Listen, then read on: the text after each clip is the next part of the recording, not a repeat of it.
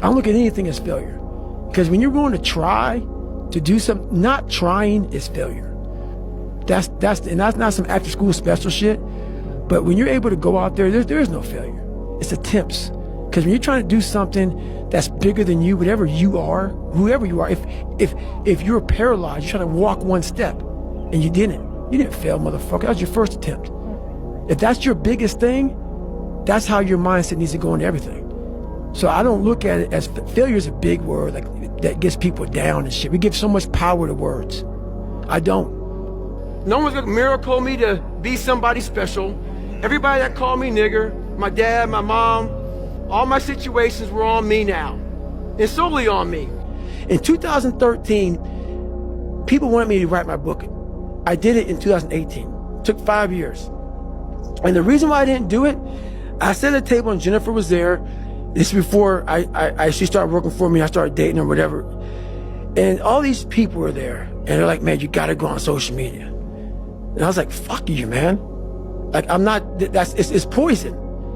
It's poison because I knew what I did to get where I am. And I'm gonna have these people, these normal, everyday people, fat, lazy, exactly who I was, judging me. Because I know it, because I was once them. Failure is the ultimate thing, man. I failed so many times before. That's why I don't look at failure anymore as failure. I look at it as my first, second, third attempt. To be at the point of your life where you don't care about being judged. You can be in a room of 1 million people and they all hate you. And you walk in and you go like this. Not because you're angry at them, because you know yourself. Inside and out. And you know that you've put yourself through hell to be where you're at today. You've walked the walk, you've talked the talk, and you've walked the walk. And that's, to me, what it's all about. You have to make the decision whether you want to be a badass or whether you just want to be mediocre and everything's okay. A good painter will not just paint.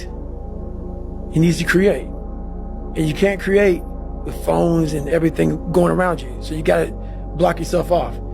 You only do 2 podcasts in a year. You block yourself off and you're painting this thing inside and you're going through all these different colors of paint and everything else. And you can only figure out the right painting if you spend the correct amount of time in your brain. You have to face that in that dark room. In that dark room is who you are.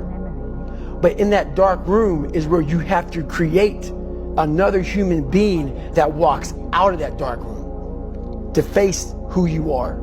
That's the only way you're gonna get over all those things. So basically, a lot of us aren't prepared for life. We get up willy-nilly and just hope life is gonna happen. It is gonna happen, but it's gonna happen with a prepared mind or an unprepared mind. Most people attack life with an unprepared mind. What I do is I try to account for all things that could happen, might happen, probably will happen, and then the unknowns.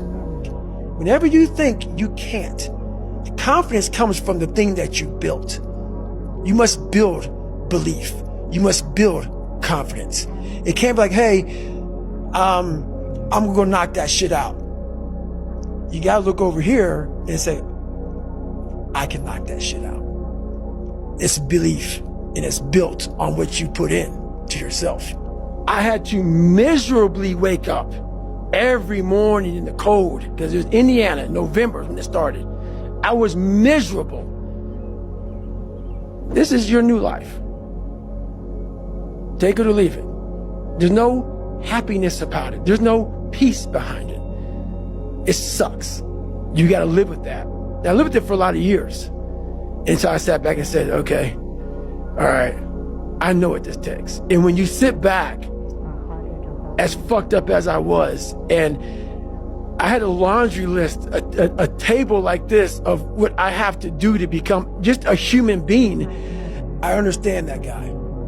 I understand exactly where you're coming from. That is your personal opinion, and I totally get that.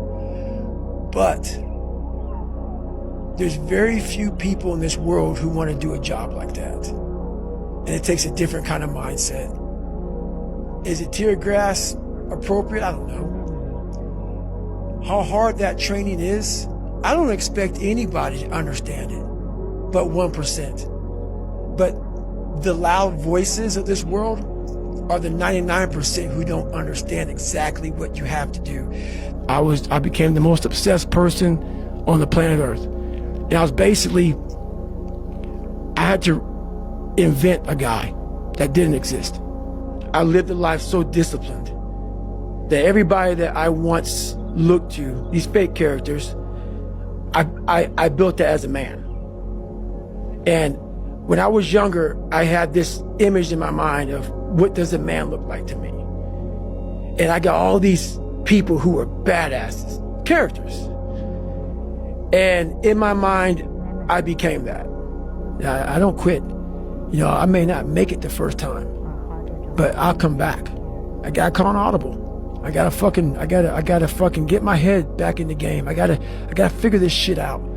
It doesn't mean you leave. It means you study it more. When do you rest? When do you recover? Yeah. And I don't want to scare people, but the truth answer is, I don't take any days off.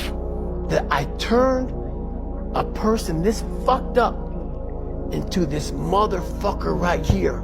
Not off of reading a fucking book off a theorist.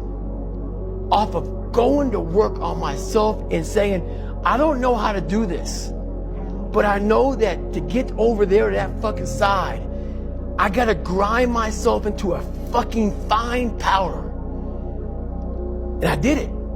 If you want to be great, you want to be the baddest motherfucker ever at what you do, you're gonna be misunderstood by everybody because you're gonna be so fucking obsessed and so driven to get there. That's what it takes.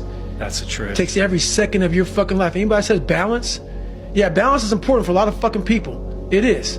But if you want to fucking go to that edge where people do not like you, don't understand you, question everything you fucking do, you've arrived. You just can't read about it. You can't sit back and be a theorist. You have to be a fucking practitioner. At the end of the day, I ask myself one question: can I take one more step? And usually the answer is yes. So if you can answer that question and not take another step, that is real failure.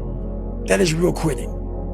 So a lot of people can take one more step, but they choose not to. I don't know if you can take two steps. You got to answer that question after you take the first step. But I can always take one more step, so if I choose not to, that's on me. And I got to live with that. Are you happy? What's wrong with you? I'm driven. I'm obsessed. And that's what you see. Failure is the ultimate thing, man. I failed so many times before. That's why I don't look at failure anymore as failure. I look at it as my first, second, and third attempt. How are you gonna feel, man, when you accomplish this goal coming from that shit? Coming from the fucking hell you came from. A lot of people start from a good starting point. They have a good foundation. What if you can surpass all of these motherfuckers? What if everybody who was fucking way up here started up here, and you started with no legs. You had to grow fucking legs to even start walking, and then crawling, and then running, and then you start passing people and all this given to them.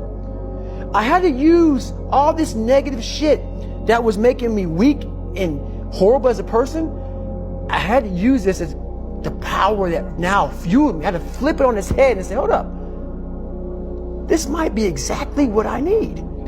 For me, I made a decision, and my decision was to be the best person I could.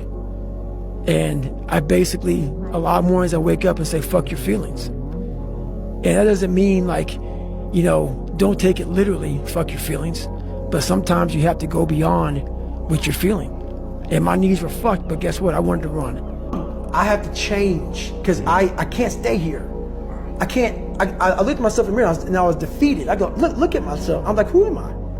So I know why you go on Instagram. I know why because you just have the time. You have the time because you don't want to put that time into bettering oneself. I had two options: to either be that 300-pound guy who sprayed for cockroaches and made $1,000 a month, and at 24 years old, knowing when I'm 50 fucking years old, I can reflect on this and think about what guy I never became, or I can totally just sack it up and fail and fail and fail until I succeed.